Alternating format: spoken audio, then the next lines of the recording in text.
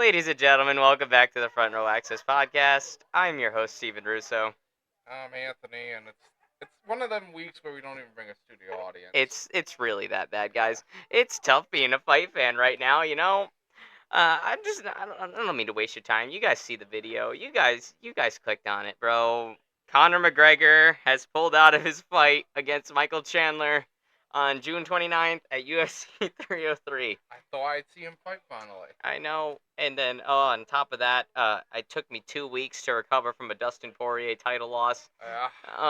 So we still got the Gilly Goose Gang shirt on, obviously. Recover's but- a strong word. But damn, bro, it's tough being a fucking fight fan right now, man. So, anyway, we're gonna talk about everything that's been going on as best we can, to the best ability that we can, with the circumstances that have arisen with us. But before we get into that, real quick, go ahead and hit us up, Pepsi. Please make me feel better. Listen, we know you're falling on hard times too. mhm. You're no longer the second biggest soda company. I know. I mean, Who just overtook him? Dr. Pepper. Was it Dr. fucking Dr. Pepper? Pepper. God fucking damn it. I think it's Dr. Pepper 7-Up, like that combo. But yeah, no. Well, I think they're the part of the same company. God damn it, Pepsi. We love you. So we love your product. We got your new Baja flavors here today. We got Point Break Punch and Laguna Lemonade. Very More good marketing never hurt, you know. stuff. It's what I study in college for a reason. Hey, but also, guys, I'm a yo-yoer. I mentioned this in the last podcast, and also where you can get the best stuff right here. We get the Shutter and the Replay Pro. Right, these are two very good yo-yos from my favorite yo-yoer and my homeboy Gentry Stein. Go to his website gentrystein.com if you want to pick up a yo-yo. I will be posting a couple of yo-yo tricks to our social medias, which you should totally go and follow. It is Front Row Access on every platform except Facebook, because fuck Facebook. We're on Twitter, we're on TikTok, we're on Instagram. Go and follow us there. And if you have any suggestions for the podcast, frontrowaccess15@gmail.com. Also, subscribe here to the YouTube channel and the fucking Spotify, wherever you guys are watching the shit or listening to it. Is Spotify current? Huh? Is Spotify current? Spotify is current right now. You made it current? Spotify is current right now. We got there. I got there. You guys just have like a 16 episode like lapse in time, okay? But that's all right. It's okay. All of them are here. We're here for you. YouTube it. Anyway, enough of my shameless plugs. Let's get into this shit. Oh my god, I just sent that fucking pen flying. Is there ever enough shameless plugs? Never. Never, ever, ever, ever, ever, ever, ever. Anyway, so, as you guys know, if you were following those social medias I just shamelessly plugged, you would know that Anthony and I were actually live and present for UFC 302. Fuck yeah, 4-hour drive! It was a good little 4-hour drive to get there from where we are. It was only 2.5 to get back. That's the strange Uh, part. Yeah, that's what traffic does to you, man. But, you know, it was a good time overall. I mean, the fights, I gotta say, a lot of decisions on there. Not a whole lot of finishes, but Fuck, you should have brought your cup down. I really should have. Fuck. We got a collector's cup there. It had the Makhachev and Poirier poster on it, and it's now my fight night cup. Whatever drinks I have for fight night, I put into that cup now. He literally poured 3 Mountain Dews in there. Just like, sweet. Yep. So that's what we'd be doing with that. Now, obviously, guys, you guys know it by now. It didn't go our way, man. Yeah, it didn't go our way, man. We got most of those fights. We were pretty spot on, honestly. Except for I predicted Costa to win, but goddamn, was I fucking wrong. Well, Costa did not show up. I did not expect Mr. Secret Juice to Not Secret Juice. not do a thing except go backwards. I mean, that's just what happens when you fight Sean Strickland, man. It's just I don't We'll know. get more into that, though. Of course. So anyway, it was a pretty good live experience. You know, the crowd was very rowdy, to say the least. I missed that one frat boy. Okay, just that one frat boy. And, you know, that one frat boy and his boys, they caused a lot of commotion. No, it's just him that was being loud. His boys were pretty cool. That's true, man. But anyway. His father was cool. They were all cool. They were right next to us. They were exceedingly loud at any moment. For real, he really was. But, you know, There was also a fight that happened in the upper levels from where we were. It was the only knockout of the whole fucking night. So it was a pretty good time. You know, this one dude took on like 3 other guys and held his own and beat them all. So I'm like, hey man, you never know who's a fucking assassin out here. That's why you don't fuck with people, man. Don't fuck with people, man. How many times I gotta tell you this shit? Why you gotta fuck with them in the first place? Never. Come on. It's not worth it to fuck with somebody. You don't know what another person's capable of. You don't know what they're carrying on them, and you don't know who they're in company with, who they know. You know, it's just don't fuck with people, man. But of course, there will be people fucking with other people till the dawn of time. In both circumstances. Anyway. I'm just saying, I now want to watch Kevin Hart after this because you know who I'm scared of? MMA fighters. Why? Because they're real. Touch one pressure point, show your whole body down. Don't fuck with us. I may only be 135 pounds, but goddamn, do I know how to use this 135 pounds pretty good. So, you know. Anyway, so recap of 302. Basically, I'm depressed now. I'm extremely depressed now. So, Dustin Poirier's loss to Makhachev in an absolute fucking war. Which, honestly, I think if it was so fucking close. Such a close fight. Being there. It was an excellent fight. We were sitting there. We were live and in person. We were watching the show go down. And my God, was that a fucking fight. I had it 2 rounds to 2 going into the 5th. I had it 2 rounds to 2. And Dustin Poirier was, in my opinion, winning that 5th round pretty soundly. You know? Honestly, that's how it felt for me too. If it wasn't that ankle pick. If it wasn't for that fucking ankle pick and Islam going, yep. And then that's all you need. Just one fucking trip up against Islam, man. And he just locks that Darce choke onto Dustin Poirier. Like a fucking vice grip, bro. He got right around that armpit. He got over the neck. And he just like, ugh. You know, he got, it took him like 7 seconds to choke Poirier to sleep. Something like that. I'm like, dude was winning the whole fucking round up to that point. It was midway through the 5th round. A 5th round that Dustin Poirier was winning. And if he had kept fighting at that pace and kept his defense up at that pace, I have not a shadow of doubt in my mind. Obviously, it could be some bias here, but I don't think so. If it went to those judges' scorecards, Bruce Buffer would have said and knew. 100%. Dustin Poirier fought like fucking hell. I'm super proud of the guy, but now, unfortunately, we're on the receiving end of a possible Dustin Poirier retirement now. He didn't make it official right then and there, but he did say that he was definitely considering it, and then he hopped on to an interview with Ariel Helwani about a week later, and once again said he's leaning more towards being done. So I'm like, man, oh man, it's tough, man. But it's a possible retirement. But here's the thing, Dustin Poirier, yeah, he's 35 years old. He's been in a lot of wars. He ain't no spring chicken no more. But this dude ain't an old hen either. And he just put the pound for pound #1 guy through a fucking war. Like, took him through the ringer. He like everything but the kitchen sink he fucking threw at Islam Makhachev. If only he brought the fucking kitchen sink. You know? It's just like he can still compete with these guys without a doubt. And if he keeps that fucking takedown defense up, this guy can go places. That's why I'm thinking like maybe like I don't think maybe Dustin's done, but just done at 155. Like, does Dustin move up to 170? Does he have some fun fights there with Colby Covington, with Gilbert Burns, even Leon Edwards, the champion? The fuck has Colby been doing? Fucking Colby's just been sucking dick. I love you, Colby. All right, it's just oh my God, bro. Colby, dude, has been ducking Ian Gary like a fucking madman lately. And obviously, Ian Gary was done waiting. He took the fight against Michael Venom Page. So that fight's going to happen at 303. So I'm hoping that nothing happens to that fight, man. Because I really want to fucking see that fight, okay? All right, guys. I'm going to be honest. I know a lot of y'all don't like Ian Gary. I like Ian Gary. All right. I'll be honest. I mean, yeah, sure, he's a little annoying. He's a little bit emotional. But he's a good fighter. And I like him. You know, I think he's a good fighter, and I don't know if I could say I'm a fan of him, but I definitely like what he's doing. I have to keep my eye out for him and watch him. You know, it's just I've had a lot of fun watching his rise to this point. You know, and I know like Sean Strickland said what he said, Colby Covington said what he said, but like Ian Gary is a legit guy, man. He's one of the only undefeated fighters still left in the UFC right now. And him and Shavkat Rakhmonov are the two undefeated people in that division. In that division currently. So, I mean, I'm just hoping nothing happens to that fight, man.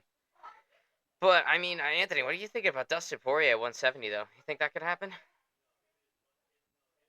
The thing is, I feel like in the prep for this, he really pushed himself, and that's why he was performing so phenomenally there.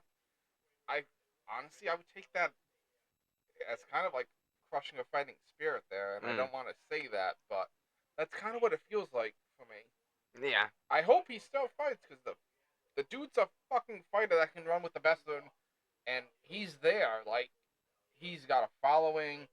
His his performances are all spectacular. He always keeps you on edge, entertained. He's not a douche like Greggy. Yes, I'm gonna shit on Greggy again because fuck you, McGregor. Decided not to. Well, I mean it's an injury. You don't get as much shit, but still. Mm-hmm. So I liked him a lot, and I hope it's not the end. But I can see why this is like a brick wall just put in front of you, and then it's like the courage to break through that wall or go a different way. Because I mean, let's be honest, Dustin Poirier at this point in his career, those McGregor fights did fucking wonders for him. He's at a point now where the dude doesn't need to fight anymore. Like he's in the same camp as your Israel Adesanya's. He's in the same camp as your Conor McGregor's. Just the only thing missing is he would never became champion. He's just the prince that never became king. But like the dude doesn't need to fight anymore, and he has a Hall of Fame resume.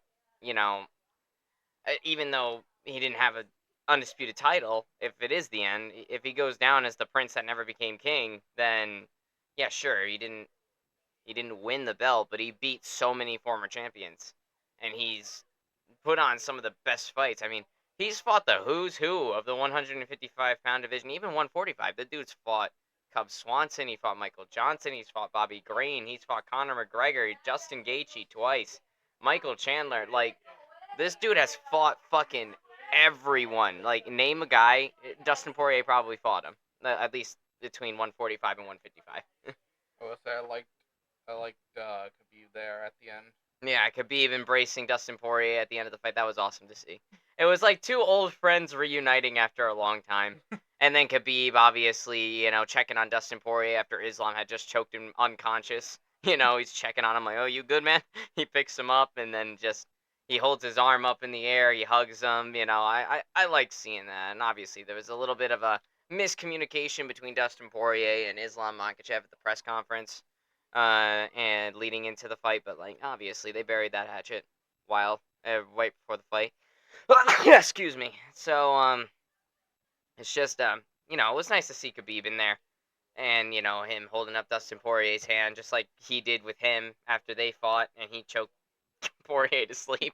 So I mean, it's just I really don't want to see Dustin go, man. Obviously, you guys know it by now. If you've been following this podcast for a while, you know he's my favorite fighter.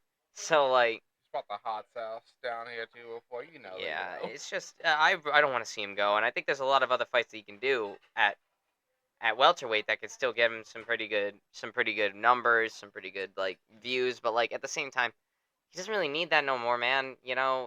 Like he said in his post fight interview, I'm like, and next time I'm fighting, I want to fight for something. Like, am I fighting just to fight? He goes, I've done that 50 times now. It's just the dude's got a beautiful family, and I wouldn't fault him if he rides off into the sunset and just goes out on a performance like that, because that was like by far like the best Dustin Poirier I think I've ever seen was in that fight. Honestly, seeing that Dustin Poirier in that fight live, it was all the makings of a champion. Like anyone who fights like that, they're a champion. They're a champion. They're not like any championship they could probably hold and defend.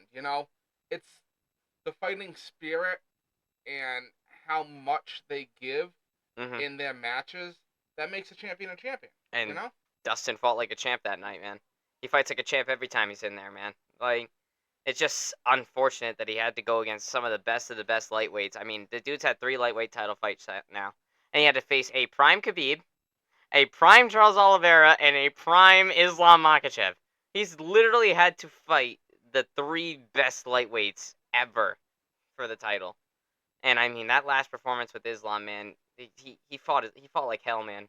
He fought like absolute hell. Like that was the most prepared that like I've watched a lot of Dustin Poirier fights, obviously, and I've watched a lot of good Dustin Poirier fights, but this Dustin Poirier fight, man, was something else. I've never seen a Dustin that's that motivated, that's that fucking defensively sound, like on the ground, like obviously we all had that like impending doom that like once Dustin got to the ground he wouldn't be able to do anything, but then when he got to the ground he stuck in there, like he held in there. I mean, like he didn't give up. I mean, even when Islam was on his back, he's like this, he's scrunched up, he's like covering his neck, making sure he's all right. And I mean, like he stuffed a couple of Islam's takedowns. He stuffed Islam Makhachev's fucking takedowns. And even reverse clinch position on him a couple of times, which is even more insane. I mean, think about it, he just didn't get that ankle pick, man, and then that was that. Like, and he was only down for like a split second, but that's all Islam fucking needs. As soon as he gets you in an advantageous position like that, it's curtain. It was it was pretty it was pretty weird seeing Makachev because like the longer the fight went on, the worse he was looking. Mm-hmm. Honestly, like fucking Dustin was just he was whittling him down like we saw Volk did in his first one, just working and working and working, chipping away, chipping away, chipping away. He would have found an opening. He would have hopped that gilly. It was just that gilly. Honestly, and when I saw that ankle pick and I knew what was coming next, I'm like, holy shit, if he didn't get that, Dustin would have put down Islam Makhachev. 100%. If Islam didn't get that ankle pick, you're right. Like seeing that, being there, seeing it live, seeing how no matter what Islam was throwing at him, Dustin had a retort for it, had a defense for it, was able to get the edge 9 out of 10 times when it came to it. Like Islam looked like he had the advantage, and then Dustin pulls something out, he gets out of it, he's back on his feet, and you're watching, you're like, holy shit, how'd he do that? What can Islam do? Because everything he's been doing isn't working. And when I saw that ankle pick, when I saw it, I'm just like, fuck! That was in a scramble, that was in the moment, and that just cost my boy the championship. It really did. It was it was so like if that didn't happen, if that scramble didn't happen, bro, I have no doubt in my mind that we would have heard and knew a 48-47 split decision victory for Dustin Poirier, or majority decision, like something like that. It was, but god damn it, man, that was the best Dustin Poirier I've ever seen. And right now, I'm in that moment where it's shine bright. Shine bright like a diamond. I'm still listening to that song. Everyone in the crowd Was singing that song, bro. Like, bro, that entrance was golden. Like, oh, just if that scramble didn't happen, bro, my boy would be holding that undisputed belt right now. It's just unfortunate the way it all went down because, well, it's the fight game though. That's all it takes sometimes. That's all it takes, and unfortunately, that's what happened.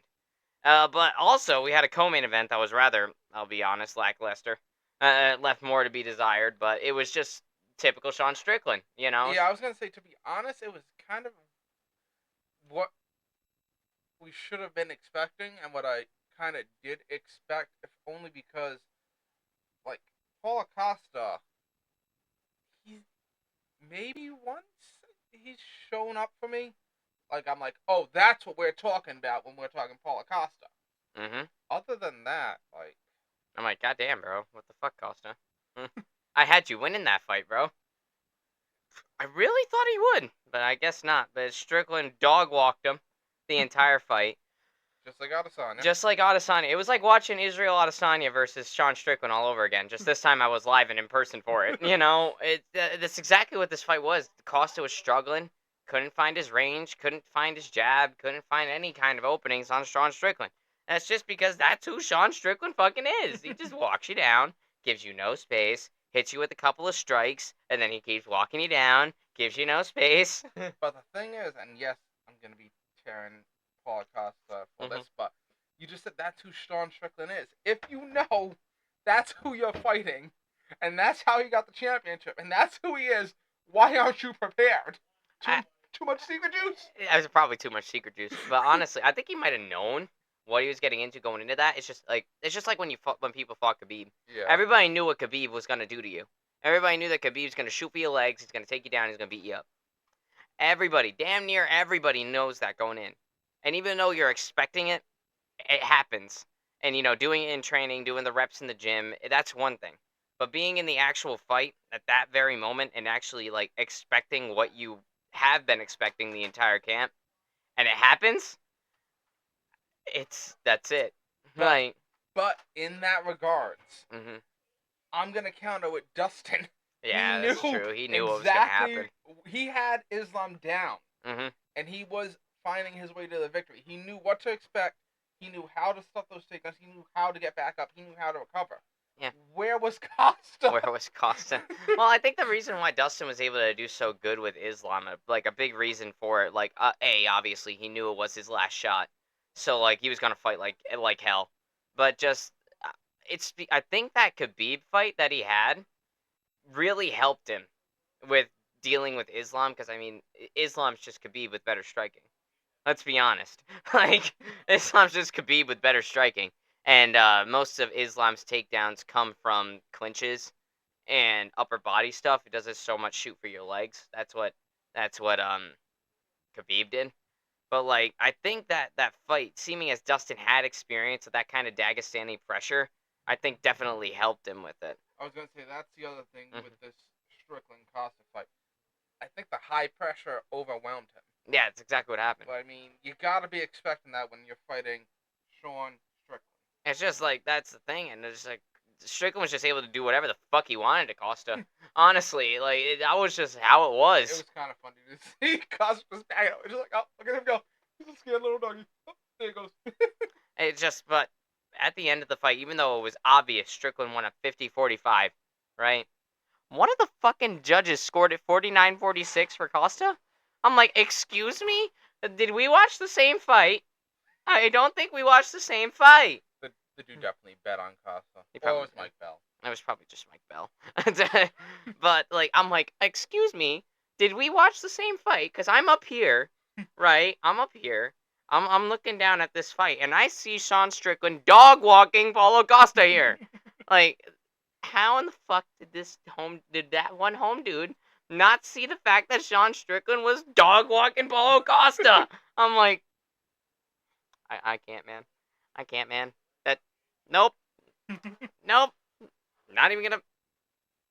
Fuck you.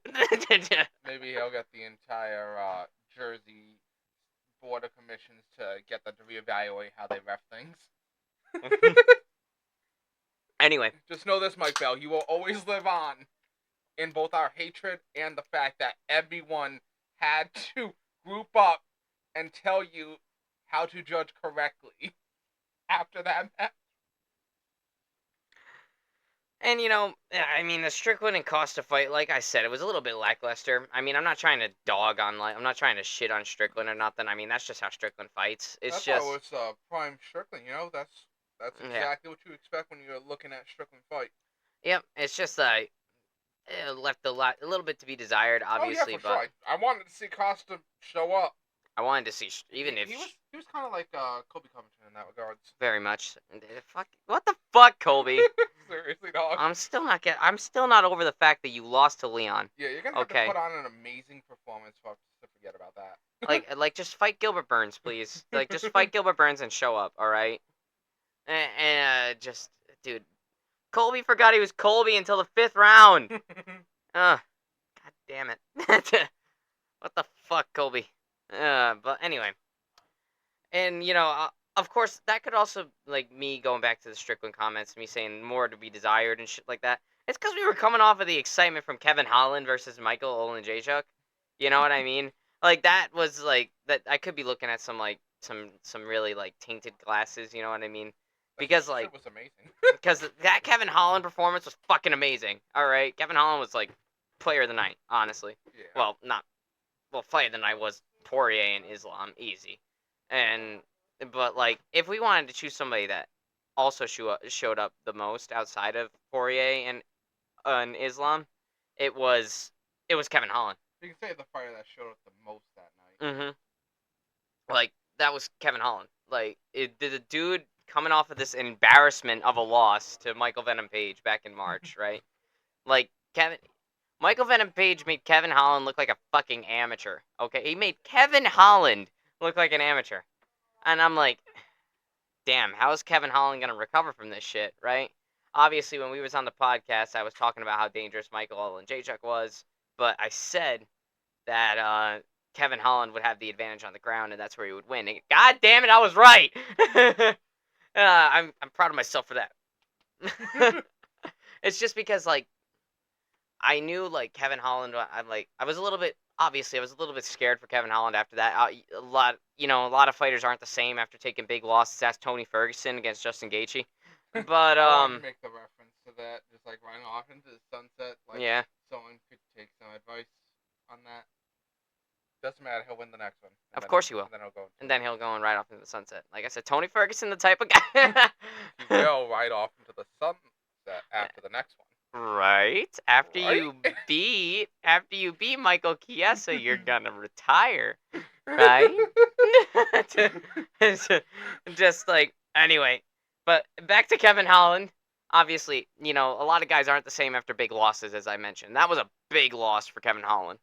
A debuting Michael Venom Page. Michael Venom Page got all the hype behind him, obviously. I honestly think that's what it came down to. It's just Michael Venom Page had the hype behind him, and he had more to prove in himself making his debut. That's why he put out all the cards and showed up. Even though I'm pretty sure, like, skill-wise, I'm pretty sure Kevin Holland has a slight edge over Michael Venom Page. I'm not even Like- doubting on that. Like, I'm pretty sure, like, skill-wise, I think Kevin Holland is the better fighter. But obviously that's not what happened that night. Michael Hey, Venom the better Page. fighter doesn't always win. Exactly. I mean, it's just how it goes. I mean, look at Volkanovski against Topuria. Volkanovski's better than Topuria on every level. Mm-hmm. And he was winning that fight until Ilya Topuria went and landed that punch, and that was it. Or even fucking, maybe not Kamaru Usman, because I was gonna say Kamaru Usman with Leon Edwards, but not Leon's just that fucking good. But Usman definitely showed his stuff in that last fight. But yeah, Usman did well. But anyway, back to Holland.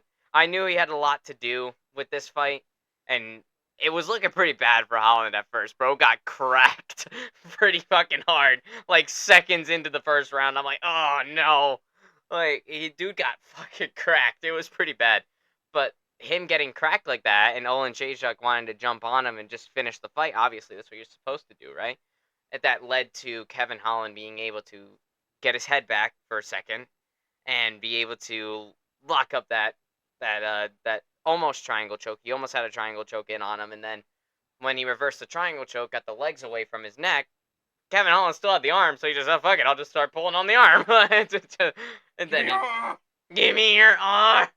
And then that's what he did. I mean, I'm pretty sure he popped that arm out of its socket that night. And a lot of people are like, oh man, a lot of people are calling it a controversial stoppage. They're like, oh man, Olin Jacek didn't tap. He didn't tap like that. He didn't do it. He didn't do nothing. They called it too early. I'm like, bro's arm was about to get snapped. Like, and the job of the referee is to protect the fighter. So, I mean, I know Herb Dean was reffing that fight. So, obviously, he's going to make the right call. He's going to give you the time. But, like, that armbar was in, and I don't care how fucking tough you are, man. If the ref sees that you're about to lose a fucking limb, they're going to stop the fight. Like, Like, it's just, that's what happened. I mean, even Big John McCarthy, the OG referee of the UFC, before the Herb Dean, watched that fight and said, nah, Herb Dean made the right call. Like, I would have stopped the fight. Like, and I'm like, exactly. Like, dude was about to lose a limb. Like, and so no, I don't think it was too early, because like Kevin Holland, even like he had it torqued, and he's like looking at it. He's looking at the guy. He's looking at Michael Olin Jacek. He's looking at the ref like, do I keep going? Like, this dude's gonna get, it's tap or snap right now, man. And then the dude just didn't tap, and Herb Dean didn't stop, so Kevin Holland went, all right. It's just, okay, I guess I'm breaking his arm. And then he finished the armbar. Kevin Holland got the win, and I was so happy because I was like, yes, Kevin Holland came back. Thank you. I mean, like, we all got that, like, guys, we all have that one mid fighter that we know isn't going to be a champion, but we just still love to root for them every single time. That's Kevin Holland for me. And I'm sure for you too. Like, there's that one, like, mid fighter that doesn't win all the time. And you know they're not going to be a champion, but, like, you still want to watch him. You still like watching them fight. That's Kevin Holland for me. You know? He's just a very entertaining guy. But anyway, Kevin Holland had a pretty good performance. Obviously, seconded to the performance that both Dustin and Islam put on. That was highlighted the whole fucking night. That entire fight, despite it not going our way. But it it, was. it it's that just because it didn't go our way doesn't mean we're gonna let it take away from how great a fight it was. Mm-hmm. It was a tremendous fight. Didn't go our way, sure, but it was a fucking awesome fight. All right, like that was a lightweight title fight, fucking classic right there, 100%. Also, also on the main card, Nico Price got the decision win over his opponent, which I don't even fucking remember who that dude's name was at this point. Yeah, UFC 302, as far as name value was concerned, was you know, but it's still fun. So we got Nico Price, Alex Morono, yeah, and then Randy Brown getting his win over Ilizu Zaleski dos Santos. So that was that was the whole main card. And then we have Roman Kopylov. He's remaining legit. He got to show us his grappling prowess this time. I'm like, God, this dude's more than just a striker. This is one scary motherfucker. You know, Roman Kopylov putting on a very good performance once again. You don't have to do a flip over someone's guard to be a scary motherfucker. No, you really don't. Like, bro, fucking Roman Kopylov, he just continues to impress me every single time I watch him. This fight, he got to show his grappling prowess, and I'm like,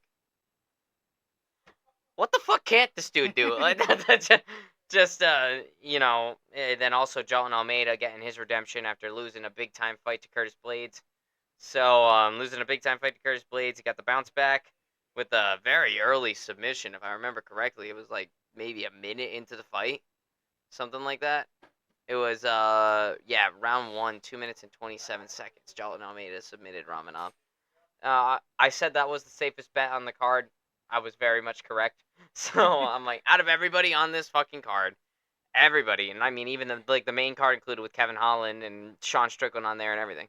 I said Jalen Almeida is your safest bet, and Yep. sure enough, it was. And it's just like, if you want to make sure you make some money, 100%, 99.9%, sure that you can trust Jalen Almeida to get that money for you.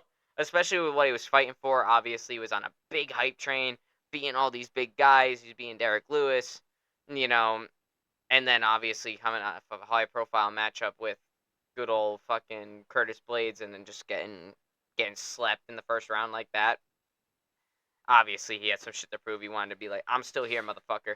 And then that's what. Don't count me out just yet. Don't count me out just yet. He'll have a top 5, top 10 opponent in the future. I'd say top 5 again. He'll get top 5 again in the future. Not a doubt in my mind. But you know, but what you guys might not know of was on the early prelims there was this good old there was the first prelim of the whole night actually was this guy named Mitch Raposo versus Andre Lima. Andre Lima did come up on top with the decision victory. He was really beating up Mitch with those leg kicks and all that. And, you know, just overall getting the better of him just by that much in every exchange. I gotta tell you guys something real quick. I was gonna say they're wondering why we're talking about this guy. Yeah, I gotta tell you guys something about Mitch Raposo real quick. Mitch Raposo, a number of years ago, fought somebody from my gym, which is insane because he's based out of Massachusetts. My gym's in Rhode Island, right? So they're not too far away from each other. And Mitch had a fight with one of our guys at my gym, and he went to fucking war with him, and he ended up coming up on top at the end. Mitch obviously came up on top at the end, but he fought a dude from my gym, so it was actually pretty impressive. Me sitting there in my seat, looking at the octagon, seeing somebody that fought a dude from my gym a number of years ago. That was pretty fucking sick. I was like, yeah, sure, he beat my guy, but like, I kind of know this guy, and it's kind of cool. Like, I'm only like 3 degrees of separation from him, which is pretty cool. He also he did some more research on Mitch, actually. He was actually on The Ultimate Fighter. He was on Team Volkanovski. Oh wow. Yeah, so, and even, he didn't end up winning The Ultimate Fighter, but I think he got into the Contender Series. But, he was on Team Volkanovski back in 2021, which is also pretty fucking cool. Does that mean you're 4 degrees of separation from That Hulk? means I'm 4 degrees of separation away from Volk, which is insane. But, so I just wanted to briefly touch on that. Not that you guys really care, but, like, that was pretty cool for me. So, anyway, obviously, 302 is behind us, though. That was 2 weeks ago now. It took me a week to recover from it, so my apologies for not getting the reaction out sooner. What do you expect? Our guy lost. But our guy lost, and I was super depressed. All Our right. guy lost. Paul Acosta didn't show up. I'm like, what the fuck, man? At least Kevin Holland won. That's all I'm saying. But but guys, obviously we started off the podcast with telling you some brief news, and there's a lot more news to cover, and that's what we're getting into right now. Obviously, a big story of the hour here, guys. UFC 303, as we know it, is gone. Conor McGregor. Conor McGregor has pulled out of the fight against Michael Chandler on June 29th due to. I was promised Greggy! I'm like, God damn it. First Dustin Poirier loses. Now fucking McGregor pulls out of the fight. I'm like, damn, bro. Life is rough right now, okay? It's just, McGregor's out with an undisclosed injury. I mean, we think it's the shoulder. There's rumors that it's shoulder, but I don't know what it is. There's even more bad news. And then there's even more bad news. The co-main event of this card was originally supposed to be Jamal Hill versus Khalil Roundtree, and Khalil Roundtree dropped out, right? And then he was replaced with Carlos Ulberg. Now Jamal Hill is injured. He injured his knee wrestling, I'm pretty sure, and now he's out of his fight against Carlos Ulberg in the co-main event. So obviously the UFC is fucking scrambled to save the card, and they did do that. But before I get into what the changes were, you're telling me Volk stepped up and we're gonna see Volk versus Chandler? No. What? No Chandler. No Chandler. What the fuck? It's been like a year and a half. It's been like 2 years, man. God damn it, Chandler.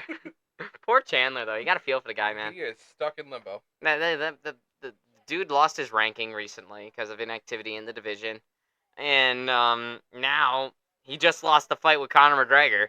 Like, dude spent 2 years of his precious career waiting for Conor McGregor to fight him, and he finally gets it.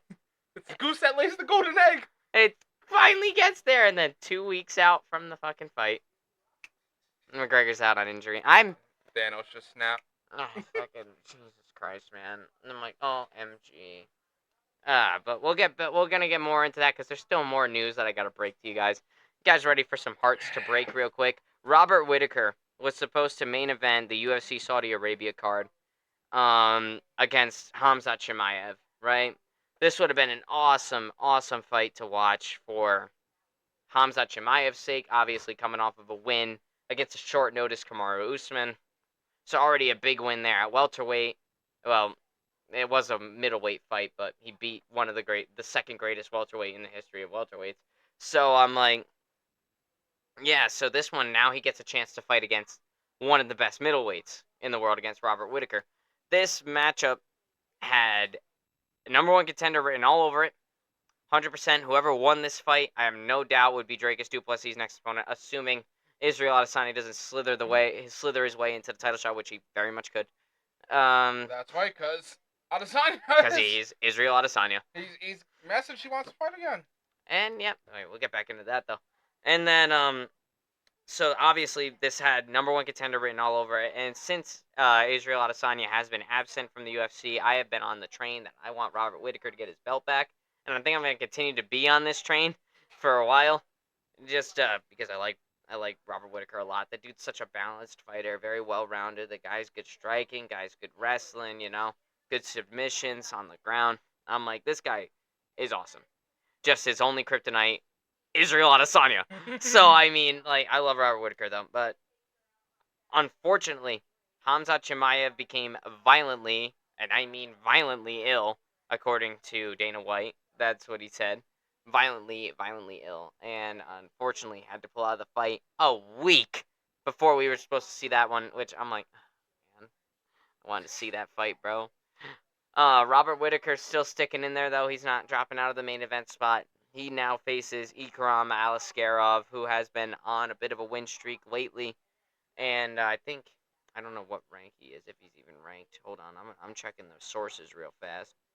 Let's see. Ikram Aliskerov, he's 15-1.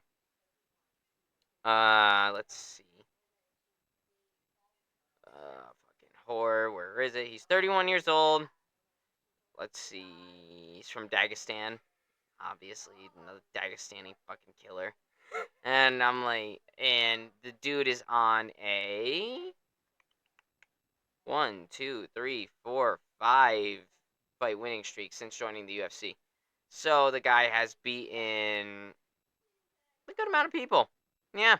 Is he unranked? And he is profile. Let's see. Are you ranked? Does not look like he is, but all of his finishes have all of his stuff has all of his fights except for one have been finishes. He has a Kimura submission in there. He's got another submission. And he's got 2 knockouts since joining the main roster after fighting on Dana White's Contender Series. So no, I don't think he's. Hang on, I gotta go into my UFC app now. That one shows me the rankings. That's a tough one then, I guess. I guess Whitaker wanted to fight and he was available. Well, Ikram Askarov was supposed to fight somebody else on that card, or the card next the next card after that. Something like that. Let me look. Ikram Aliskerov. Nah, he's unranked. So that's a Whitaker's big. what?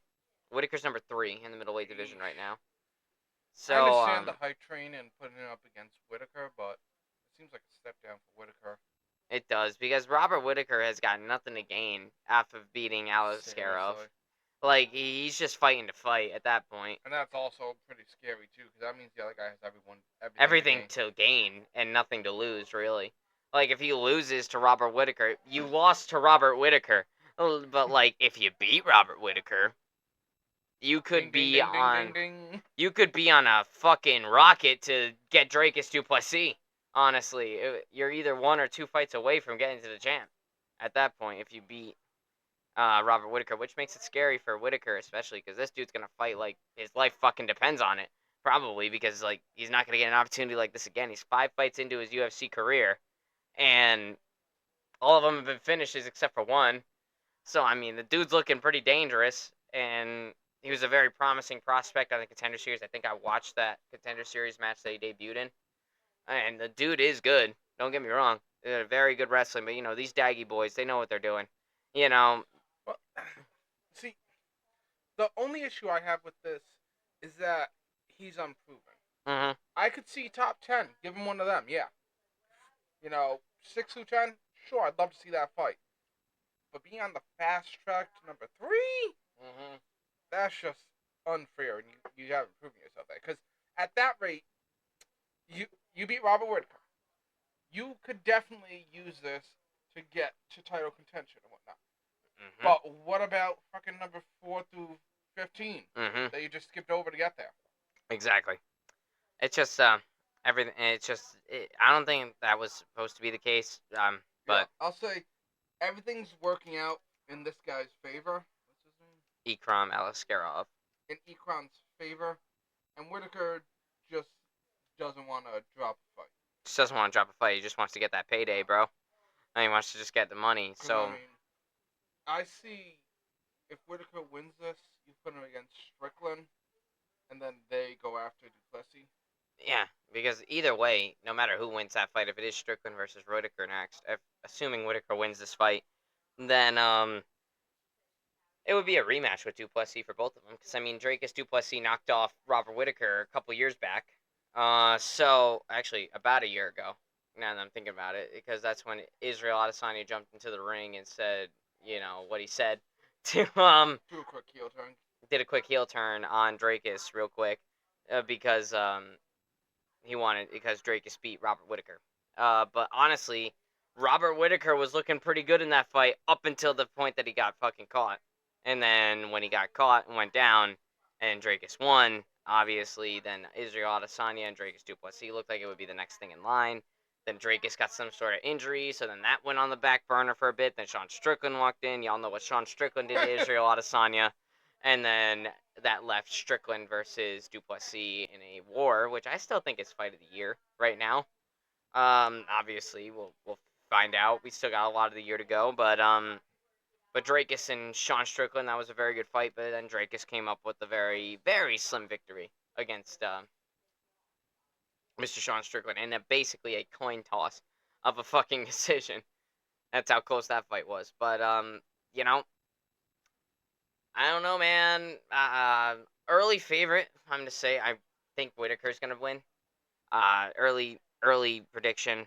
Honestly, I don't even know if we're gonna At that point, my prediction would be because I get that this guy is what 5-0 in his UFC 5-0 debut, and since UFC. and I Yeah. get that 4 of them are knockouts, but experience. That's insane. Old age and treachery beats youth and exuberance. Yeah. I mean, we've seen plenty of fights like this. Look at like Kevin Holland versus Stephen Thompson, for example. And look at Dustin Poirier versus Benoit Saint Denis. I think that's a better example, actually. Just look at I was gonna say, I mean, yeah, you're going to the UFC, yeah, you're looking high and whatnot, but you're not quite there yet. And obviously the greatest gatekeeper in the history of gatekeepers in the middleweight division is Robert Whitaker. So it's just I think Robert Whitaker gets the job done. I don't know how, but I'll just say he gets it done somehow. Yeah, I Uh, got him for it too. yeah, but unfortunately we will not get the Hamzat Chimaev and Robert Whitaker fight that I would have loved to fucking see, honestly, because then that just goes to show, like, yeah, um, fucking Hamzat just beat the second greatest not middleweight, welterweight of all time, next to GSP, but that welterweight was coming in on short notice, and you were looking a little rough at the end of that. I hate short notice fights. Yeah, I mean, obviously, when the opportunity Also, arises, side note, in but Mitch's defense, it was short notice too. yeah, it was. I'm just saying, And in his defense, I'm not saying he would have won. I'm not saying he would have done differently, but I don't like short notice fights. I get the reason for them, and I really, really, really, really, really, really, really, really, really, really, really, really hated that catchweight card. yeah, fucking Tony Ferguson, fucking Nate Diaz, fucking. Oh, it was originally supposed to be Hamzat Chimaev versus Nate Diaz. Then, like 12 hours later, 12 hours before the fight's supposed to ensue, they fucking shift the whole card around. But that catchweight card was crazy, bro. But just I don't know, man. I would have loved to see it because yeah, sure, you beat Kamaru Usman. That's nothing to scoff at. But also, you can make the argument it was a short notice fight, And also, Hamzat was looking a little bit rough at the end of that fight there. And I bet you if that was a 5-round fight, Usman would have won. And so now you would have gotten to see him against the second best middleweight right now, and that being Robert Whitaker, or one of the best middleweights. I shouldn't say second best because technically it's Strickland right now. I was gonna say, you But just said second best. Who's first best? well, the best is the champ, obviously. So I mean, Well, I mean, I would say before you can call them the best, they gotta do a defense. eh, yeah, I guess there's some merit to that. There's some merit to that. But I That's think if you're probably the just champ, a you're the me best thing. in that division. That's me though. See, the thing is, when you look at it that way, the next guy could just beat the champ. Like, say everyone, say you have, I'm sure it's never gonna happen. Say you have a span of 12 champions, and each one's only defended it once. Then that 13th champion defends it 5, 6 times in a row. that He's 13th champion is the one. he's better than those guys. Yeah. Because, I mean, even Strickland, he knocks off Israel Adesanya, and then he Exactly. loses the first title Exactly. defense. So, I mean, I get that. Yeah, solidify yourself as the top guy by defending that belt once. That's just me.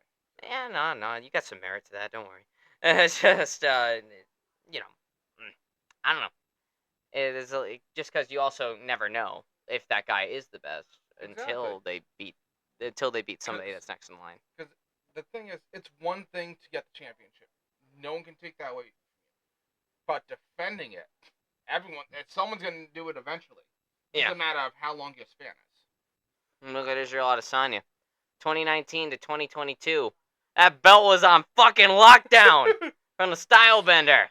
I know y'all missed that style bender era. Fuck all y'all Izzy hater. I sound like an ultimate Izzy Glazer right now. I'm really not that big of one, but I am a fan of his, big fan of his. But it's just style bender era, man. That dude fought like fucking so many title fights in that stretch of 3 years. Like that's just insane. Dude was carrying the company at that time. But I like to say, like, if it's once a year, you're doing the bare minimum for defense. Twice a year, I'm expecting that, honestly.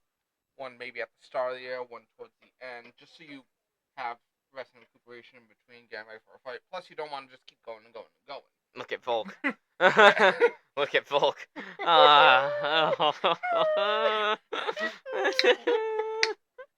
Damn it. Fuck Volk. Damn it. Why'd you get caught? Twice. I'll drink my pain away. Yeah, that's what I think of it. Well, I want to hop back to our top story though. McGregor and Chandler not being a thing anymore. Does it get rescheduled? It damn well better, honestly. It fucking better. Like, I have been waiting 2 years for this shit. Not even just you, but think of all that freaking Chandler's lost because of this. Yeah. He lost his ranking. He doesn't get the fight. He doesn't get the payday. Yeah. It better fucking happen. I think, I mean, I've read some sources, like some MMA media places obviously take everything with a grain of salt when you're reading it off the fucking internet. But I've heard that McGregor's injury isn't that severe. Like, it's enough to keep him out of the fight, but it's not enough to keep him sidelined for, like, a year. You know what I mean? So it's not like he blew a rotator cuff or something. You know what I mean? Another thing, especially in that regard, is Chandler was kind of, well, I'm not going to say kind of. He kind of had Dana White privilege. Oh, big time. He got there pretty fast. Really fast. And the thing is, now that he's not top 5, the route to get back up has to go through that McGregor. high, it's like, fuck. It's either, in my eyes, it's either Greggy, or you have to do 3 fights to try getting back to top 5. Yeah, like you have to just go on he has to just go on a revenge tour through the lightweight division real quick. Like, see, it's either Greggy because he's the one. He's the one in that regard. If he beats McGregor, if Chandler does beat McGregor, if and when this fight happens, then yeah. But even if he doesn't beat Greggy, I think you can still argue for him to try getting his place back because he just lost to Greggy and he was 5. Number 5, yeah. But without the Greggy merit to it, I think you have 1 fight to get back or get top 15, 1 for top 10, and then 1 to get top 5. That's 3 fights. That's a long span of time. And also, Michael Chandler could just jump right into a top 5 fight, though. That's the thing. So, like, but that top 5 of lightweight's some killers. Like yeah, not a lot of people would like that either. No. As far as like career packs for longevity, yeah, you could be the one-trick pony. I was gonna say that's the other option. Like, either call someone out or get called out by someone up there already. Yeah. And then you got the ticket. You're in. Like have Gaethje call you out again. Yeah. Or something like that, you know? But other than that, it's a long-ass road to get back there. It's not going to be as short as it was before unless those circumstances are met, you know? Because, like, to be honest, the way Chandler got to the top 5, it's kind of weird the way it happened. So he goes in and he debuts on the Poirier-McGregor 2 card in January 2021. And then he goes out there and fucking smokes Dan Hooker. Like, legit fucking smokes the guy. Terrible. like out cold round 1, and fucking Hooker was number 5, so that's how he got it. So he got in top 5 off of the debut, and then obviously his next fight was against Justin Gaethje. Then he lost that fight to Gaethje. Then after he lost that fight to Gaethje, he gets Tony Ferguson, fucking front kick to the face. Down goes Tony Ferguson. So then he defends his rank right there because Tony was Yeah. like ranked number 7 or 6 right there at that point in time because he had already lost to Oliveira um, and Dariush to that point, and Gaethje. So he goes and he knocks out Tony Ferguson, defends his number 5 rank, and then his next fight after knocking out Tony Ferguson is Dustin Poirier, and he gets submitted by Dustin Poirier. Like, the dude hasn't had the greatest. It was like, yes, top 5. Oh fuck. All right, float, and I'm good. Basically, and then he does the big call out of McGregor after knocking out Tony Ferguson, the thing that planted the seeds for this fight to even happen. And then after that, then fucking We wait. then we waited, and then we did a whole season of The Ultimate Fighter, and we waited some more, Then we. and did then a we whole got it, heel turn on fucking WWE. and then we got it, and then it took McGregor a long time to accept the fight, so we saw him on Monday Night Raw one day, and then after Monday Night Raw, then the fight gets confirmed, and we're like, yay! And then now Gregor's out, and I'm like, son of a bitch, what the fuck? I've been waiting 2 years for this fucking fight, and I'm not fucking getting it. it's just, it's so bad. I think if they're gonna rebook it though, and if the sources that I've read are correct, that McGregor's injury isn't terrible and it's not gonna keep him sidelined for like a year, but rather like 3 months, that's perfect timing for him to go and fight at the Sphere in Las Vegas, since the UFC does have the Sphere in Las Vegas booked for a UFC pay-per-view event. Why not put Chandler and McGregor at the top of that one? You know what I mean? Have them main event the thing. Should we go through our dream lineup for that at the end? Our dream lineup for the Sphere? Yeah, at the end though. Yeah, we'll do that at the end. We still got more news to cover. So yeah, we'll go over that at the end. But I say if you're gonna rebook it, 3 months from now is September, and around that time, it's time for the Sphere because the UFC's booked at the Sphere for Mexican Independence Day, which I believe is September 25th, something like that. I don't know exactly. Don't fucking quote me on that, but it's sometime at the end of September. I know that. But so that's what I'm thinking. Maybe make that top of the bill. Sure, it won't be highlighting Mexican superstars, but like you can put other Mexicans on that card. You know what I mean? So anyway, I'm hoping that they rebook it, and I hope they rebook it for the Sphere because then there's more eyes onto that product, and then it can do the numbers that it would have done for this one. Now, Oh no, International Fight Week is fucking it usually is. Yeah, it's just if you're booking the Sphere though, that's a lot of money in production. Like the UFC's gonna want. Obviously, they can afford to be there, but they're gonna want to not only break even but make a massive profit Oh, off yeah. of that production budget. So obviously, I think they're gonna load the fuck out that Sphere card just so they can make the profit. I'll say 2 out of 3 times. Mhm. 2 out of 3 times, they're not looking at breaking even. They're looking at doing the numbers that break the pay-per-view records. And with the amount of money that they're gonna spend on production at the Sphere, they're gonna want to make a giant profit off of it. Like with fucking 300, fucking huge. Mhm. 299, competing with it, trying to get the matches in. What we saw was amazing. 301, it's like, yeah, you can break even. Mhm. But then 302, you load it through the roof. Exactly. Obviously, you put Poirier and Makhachev at the top of the bill. And then now 303, they were going to load the fuck out of this card, but unfortunately, it's not going as planned. Exactly. 2 out of 3. 2 out of 3. So anyway, so there's some new fights that have been announced now for UFC 303 in Las Vegas on June 29th, ESPN pay-per-view. So Carlos Ulberg obviously lost his opponent of Jamal Hill.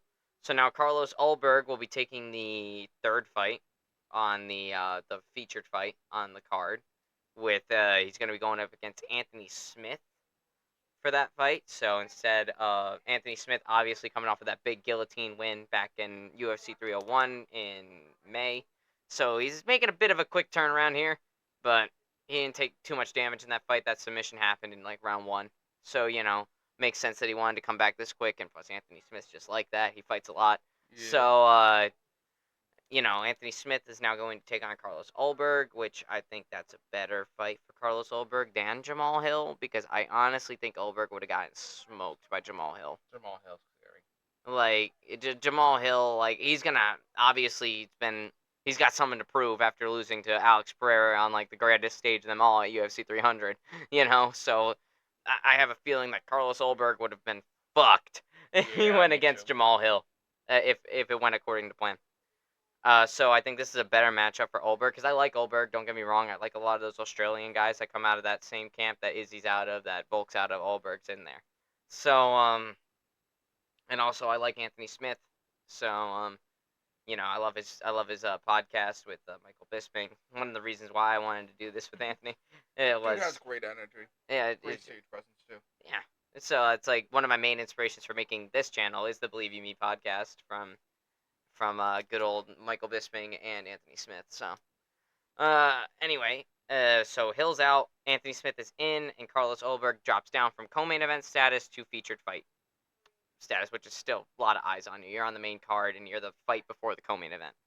Now, as for the co-main event, we have Brian Ortega versus Diego Lopez. So this is a bit of a short notice fight. They've been a little bit not like short notice. They've been speculating this fight to happen for a little while now. It was going to be like a fight night like a couple of weeks after 303. But now they're just saying, fuck it, let's do it now. Obviously, Brian Ortega's coming off of a big win. I forget who he beat. Did he beat Yair? I think he beat Yair. Did he beat Yair? Might have. Fuck, hold on. I think he beat Yair. Hold on. I love Brian Ortega, by the way. He's one of my favorite fighters. Yeah, Yair Rodriguez submitted him in round 3 after taking an absolute fucking beating. So, anyway, so Yair Rodriguez, obviously submitted him. Brian Ortega's back on top after that win, after going out with a nasty, nasty shoulder injury that he suffered against Yair Rodriguez about a year and a half prior to that fight. So that was a rematch, and Brian Ortega got the better of Yair Rodriguez there. And so he's coming off of that win. And Diego Lopez, man, this is talk about promising prospects at featherweight. This is one of them. This guy has a lot of eyes on. He's got a good stage presence as well. He's a very charismatic guy. He's got a TV face. You know what I mean? So this guy is from Brazil, and he has since joining the UFC. He debuted on UFC 288 on the Sterling versus Cejudo card, where he did unfortunately lose to Movsar Evloev. But then again, Movsar Evloev is the only undefeated guy in the 145 division that isn't named Ilya Taporia.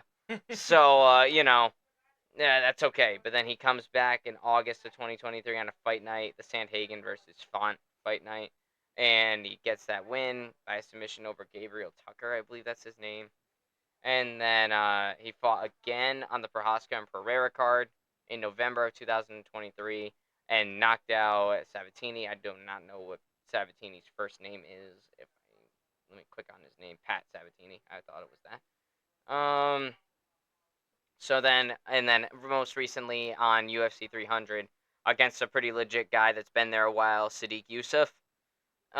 He gets a knockout over him in 90 seconds. So, you know, that was his last time out. He did pretty well. Dude's got a lot of hype behind him. Dude's got quite the following. Dude's got good presence. He is definitely looking to be a very promising contender at 145, so why not go against another guy that's been here for a little while and has contended for the belt twice now? And that is Brian Ortega. So both of these guys are jiu-jitsu experts. So, but Brian Ortega's got really good boxing on top of his jiu-jitsu. Diego Lopez, yes, he's got a couple of knockout wins, but ground is where he shines. Ground is where he shines. So that'll be an interesting fight, seeing as they're both very similar guys. But I'm not gonna give you any predictions until we make our 303 podcast. That'll be next week. Yeah. So That'll be next week. But wanted to deliver the news to you now. So that is a co-main event. I don't know if it's going to be 5 rounds or not. I haven't dug that deep yet, but we'll get to you on that next week when we do the 303 podcast. What rank is Ortega? Ortega's number 3 or number 3 or number 4, something like that. Let me check. If it's top 5, I want to see 5 rounds. Yeah, That's just my own. Hopefully, I mean, I think any top 5 fighter that's fighting on a co-main event should have 5 rounds, Yeah, regardless of title. That's exactly why I say it like Like that. regardless of title status, like I think you should have it, because like Sure. you're top 5 in the world in that Plus division. Plus, it's prep for like the actual title fights. Exactly. So number 3, Brian Ortega is currently right behind Max Holloway. Anyway, so I don't know if that's a 5 rounder yet. We haven't seen Diego Lopez go 5 rounds yet. Most of his fights end in the first. So we'll see what happens. And then obviously our new main event that has just been confirmed for UFC 303 now that Chandler McGregor will not be at the top of the bill. Or on the bill at all. Or on the bill at all. And for that matter, neither one of them. Obviously, Michael Chandler's not going to get another fight. I think he still wants that McGregor fight, so I pray and hope to God Dana White books him for the Sphere. You have to, at this point. That's a big enough fight to headline it, but regardless. New main event, Alex Pereira, coming off of a knockout win over Jamal Hill at UFC 300, is now getting ready to make the walk to the octagon once again, just 2 months later. So, I gotta say, man, Alex Pereira is saving the day right now. He saved the day when John Jones had to pull out against Stipe. His co-main event became the main event, and now he's stepped up for that, and now Alex Pereira is stepping up once again on very short notice, but he didn't take much damage at all in that fight against Jamal Hill. He just kind of, and that was that. But now he fights Yuri Prohaska again, the same guy that he saved the card with, Jones and Stipe on it. He main evented that card with Prohaska and beat Prohaska. So now Prohaska, after, once again, last time we saw Prohaska was at UFC 300. He went up against Alexander Rakic. And after a pretty tough round 1, after a pretty tough first half of the round, Prohaska found a way to come back, and he knocked out the returning Rakic. So now Yuri Prohaska and Alex Pereira is going to be the next light heavyweight title fight. It's their rematch. They're running it back again, which I have no problem with. That was a pretty good fight up until, obviously, the finish. And the finish that happened on UFC 295 back in November of this past year was a little controversial, to say the least. I think Prohaska still was able to fight. It just, but then again, I don't know what it's like to take a Pereira elbows to the side of the head multiple times. So maybe it wasn't a bad stoppage, but regardless, it doesn't take away from the fact that a lot of people didn't agree with it. I didn't even agree with the stoppage immediately when it happens. But now I'm looking back at it and I'm like, I could see why it happened now. Yeah, it's going down the drain pretty quickly for him there. It was. But it was shaping up to be a pretty good fight, though. I mean, Yuri Prohaska did wobble Alex Pereira early on in that fight. He had him on. He had Pereira on his heels. Like, when does that happen? Like, it's just so I'm looking forward to this rematch. I guarantee you, Yuri Prohaska has done his homework to this point, and he's ready to go against Alex Pereira again. They're both having about the same amount of prep time, so could be a little bit more contested this time around. Now, when I see this, Prohaska was supposed to fight. Huh? Was Prohaska supposed to fight on this card? Hell no. No. But he always trains Prohaska, so he's always in the gym. Because like I see Pereira always being ready on any notice. Yeah. You know? Dude spars for fun, you know? Dude's ready to step in and save any UFC card, just like Volkanovski. So I don't see him being afraid. What I do see kind of wobbling the confidence of some of them is getting a rematch against that guy who just did that to you. Which this is seeming a lot like. Yeah. I'm not saying that you can't. I'm just saying that could wobble the confidence that you have in yourself. You never know, though. Yuri Prohaska's a warrior. Alex Pereira's a warrior. So they're going to go to war. And this is definitely a good main event to cap off the International Fight Week. Just sucks that McGregor and Chandler couldn't do it. It's a better recovery from a fumble. This is a pretty good recovery from a fumble, for sure. But it's gonna deliver. It's Alex Pereira. He's one of the biggest stars in the company right now. He's a very reliable asset for the UFC as well. This dude's ready to go whenever, wherever. He'll make weight and he'll get there. So no predictions. Obviously, we'll do that next week. Yeah. But This is just the news this is update. just the news. So that's gonna be all the news that I got for you. Actually, we have one last bit of news. Israel Adesanya is making headlines again. He looks like an Izzy return is imminent. I think he'll return in August. That's my early call right now, seeming as the August pay-per-view is not confirmed yet. The July pay-per-view is. That is going to be headlined by Leon Edwards and Bilal Muhammad and England. But then again, we'll get more to that when we get England is there. my city. England is in fact our city.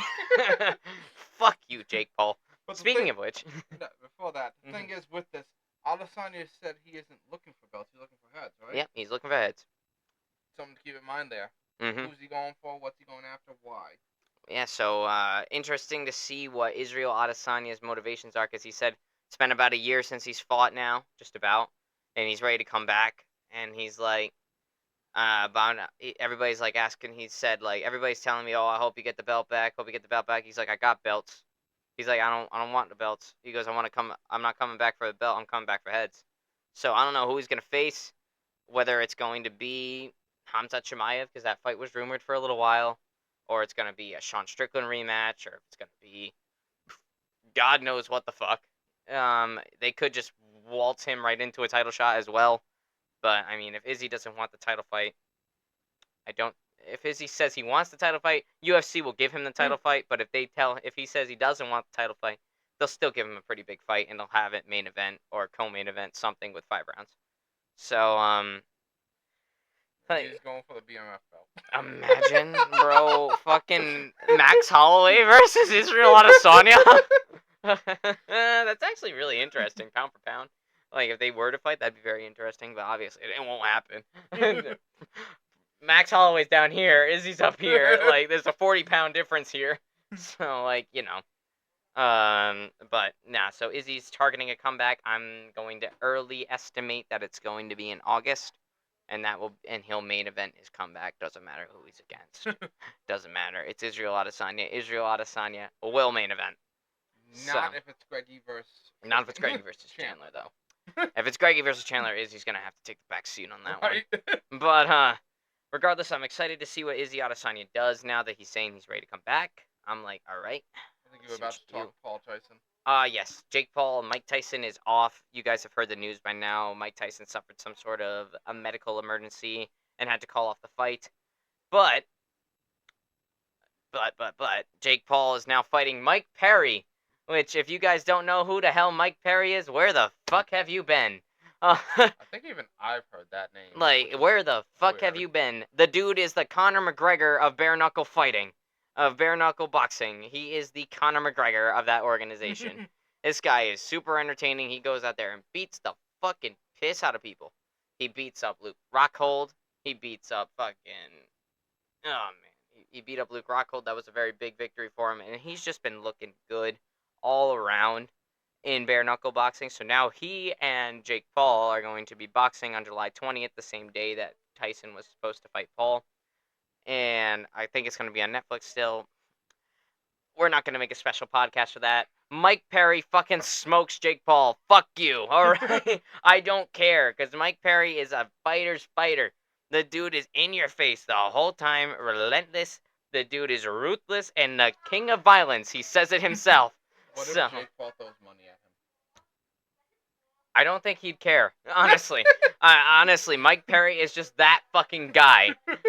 So, if I'm to do an early prediction, Mike Perry fucking smokes Jake Paul. I can confidently say that. Obviously, Jake Paul has legitimized himself with beating some notable guys, but all of them are like past their prime and shit. He brought people out of retirement to beat up. Exactly. That's mean to the elderly. That is very mean to the elderly. I was gonna say it's not gonna be bare knuckle though. No, it's not bare knuckle. It's just normal boxing. I don't know how well he'll do there.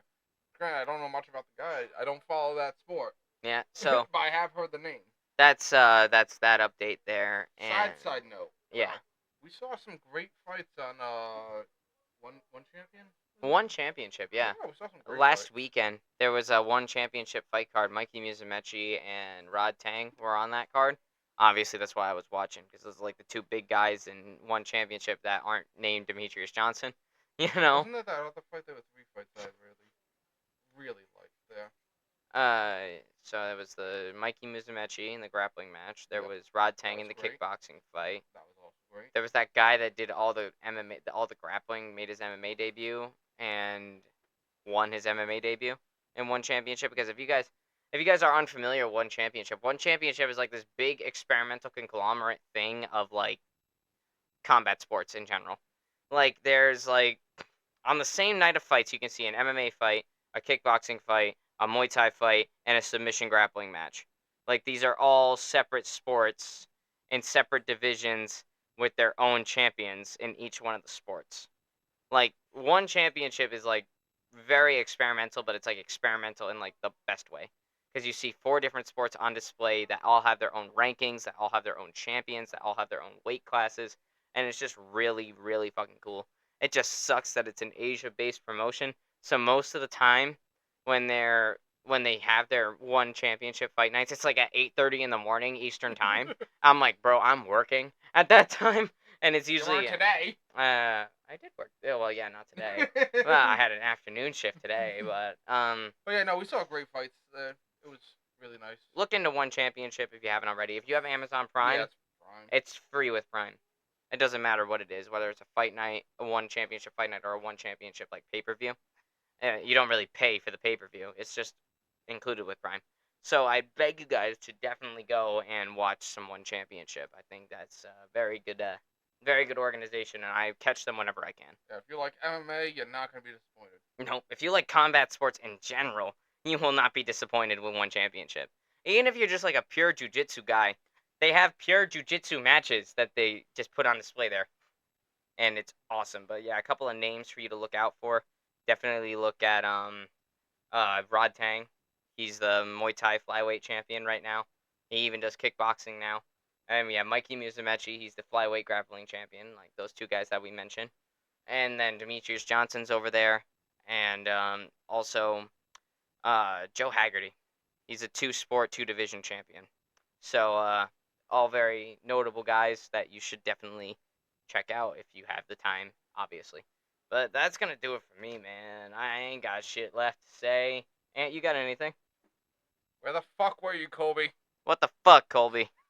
Anyway, we're done. Go buy yourself a yo-yo, gentrystein.com.